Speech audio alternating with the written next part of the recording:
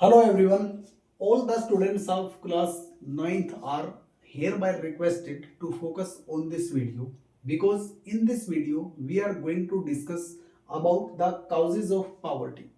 which is given in chapter 3rd of your economics book as poverty as a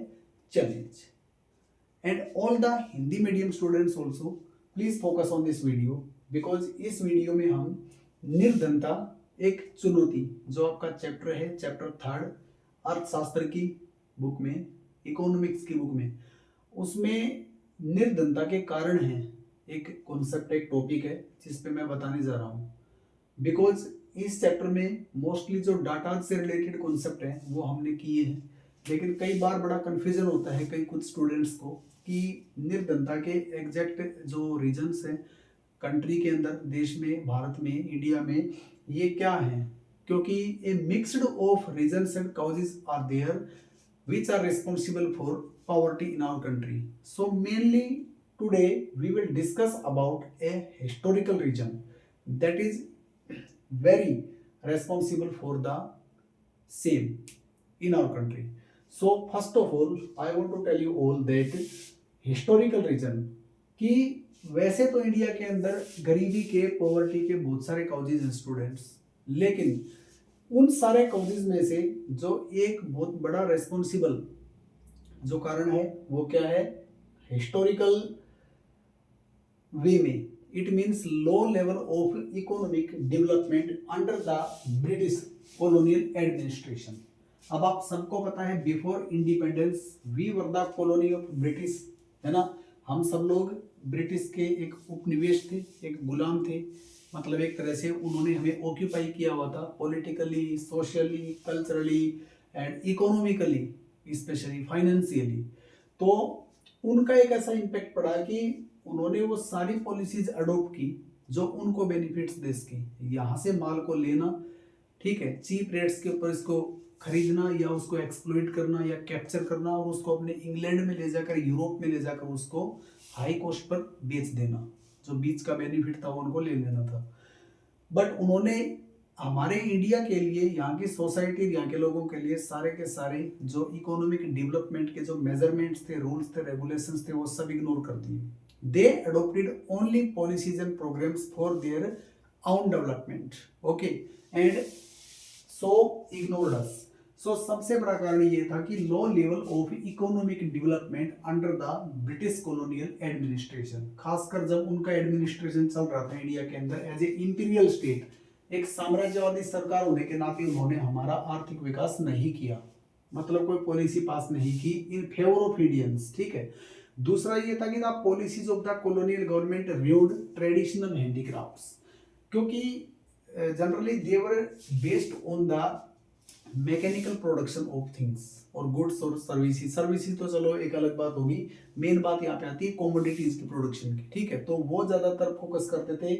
mechanised जो tools होते हैं ठीक है जैसे कि इंग्लैंड के अंदर जो माल बनता था जनरली वो मैकेनाइज्ड था तो वो ज्यादा अगर बल्क में बनता था तो वैसे ही वो चीप भी था लेकिन वो यहाँ पर उसको हमारे इंडिया में मतलब उसको क्या करते थे वो वहां से एक्सपोर्ट करते थे यहाँ पर बेचते थे तैयार करके जैसे कॉटन यहाँ से लेके वहां बना के फिर यहाँ बेच देना।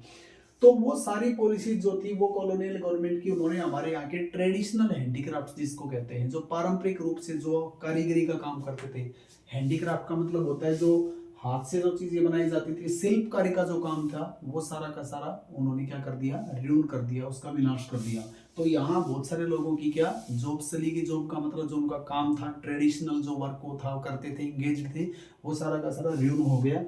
और discouraged development of industries like textile और कपड़ा उद्योग जैसी जो इंडस्ट्री थी क्योंकि ये अर्लियर जो इंडस्ट्रीज है उसी के अंदर काउंट होती है मेटल एंड जो कॉटन और मेटल है या टेक्सटाइल और मेटल्स इंडस्ट्री वी कैन से जैसे आयरन एंड स्टील स्मेल्टिंग था और दूसरा कपड़ा उद्योग थे कॉटन टेक्सटाइल थी जूट टेक्सटाइल थी या फिर सिल्क से रिलेटेड कोई भी मतलब बनता था कपड़ा वो सारा का सारा क्योंकि पहले डोमेस्टिक यूनिट्स के अंदर ही बनता था तो वो सारा काम उनका छीन लिया गया जिसके ऊपर वो बेस्ड थे उनकी अर्निंग होती थी थोड़ी बहुत वो सब खत्म हो गया। उसके बाद the low level of growth persisted until the 1980s और इतनी ज्यादा ग्रोथ लो हो गई इस पीरियड में जब मतलब यहाँ पे एडमिनिस्ट्रेशन उनका चल रहा था ब्रिटिश का कि हम 1980s तक भी उभर नहीं पाए थे। मतलब ये है जो लो लेवल ऑफ या रेट्स ऑफ ग्रोथ है इकोनॉमी का, इनकम का जो ग्रोथ का लेवल है वो 1980s तक चलता रहा। मतलब वो लो रहा, हाई नहीं हुआ, इंक्रीज नहीं हुआ। उसके बाद रिजल्ट ये निकला इस सब का कि it led to the less job opportunities and low growth rate of income. कि एक तो रोजगार के अवसर खत्म हो गए लोगों के लिए, उनका काम छीन लिया गया सारा, खुद का हैंडीक्राफ्ट था या हाथ का काम था उनका। दूसरा, उनको कोई जॉब्स नहीं मिल रही थी, ठीक है। और तीसरी बात ये है कि जो इनकम थी, उनकी जो आय थी, उसके अंदर असमानता आ गई। गरीब और गरीब हो गए और जो थोड़े बहुत ठीक थे उनका लेवल इतना रहा कि वो बेयरली मतलब अपना मीगर ये मतलब मैनेज कर सकते थे सिर्फ 2 मील्स ए डे, ठीक है।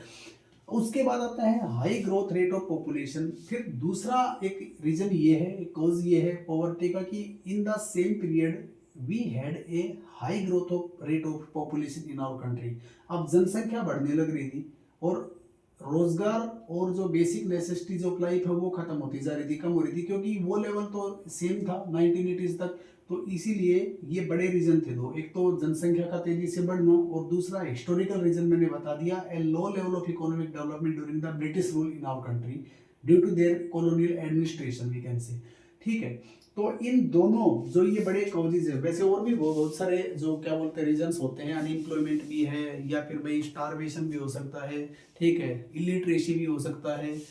हेल्थ केयर फैसिलिटी जो है उनमें कमी है वो भी हो सकता है, अशिक्षा भी है, ये सब होते हैं। लेकिन जो मेन जो कॉजेज हैं जो historically if we talk about them, तो ये दो हैं, एक तो जनसंख्या का बढ़ना तेजी से और दूसरा हिस्टोरिकल रीजन जो ऐतिहासिक कारण था वो ये था कि ब्रिटिश राज के दौरान या हिस्टोरिकल वे में अगर ब्रिटिश कॉलोनियल एडमिनिस्ट्रेशन की बात करें तो ये लो लेवल ऑफ इकोनॉमिक डेवलपमेंट था जो 1980s तक चलता रहा था, ठीक है। 1980s के बाद फिर हमने क्या किया है, कुछ ग्रोथ की है कंट्री में, और ये खास करवा था ग्रीन रेवोल्यूशन के कारण, क्योंकि 1960s 70s में ग्रीन रेवोल्यूशन आई थी तो उससे एग्रीकल्चर सेक्टर के अंदर कुछ इंक्रीज हुई, मतलब इकोनॉमी, ठीक है। बाकी सब में तो खैर नहीं हुई। तो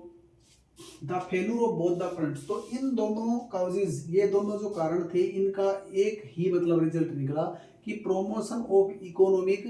growth and population control perpetuated the cycle of poverty. एक तो इकोनॉमिक ग्रोथ का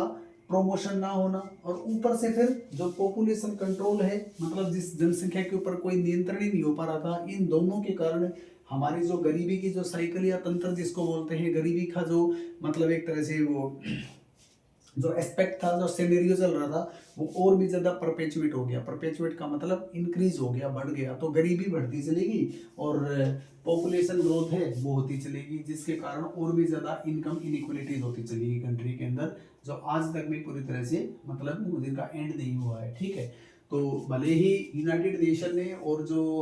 हम बोल सकते हैं सस्टेनेबल डेवलपमेंट जो गोल एसडीजीज हैं, उन्होंने 2030 तक एक गोल फिक्स किया हुआ है कि 2030 तक all dimensions of poverty should be ended, और एट लीस्ट वीमेन, चिल्ड्रन और मेन में तो हाफ, जो जिस भी डायमेंशन से जो अफेक्ट हो रखी है उसको कम से कम तो हाफ तक तो एंड किया ही जाए। पर एज पर दिस लेवल ऑफ पॉवर्टी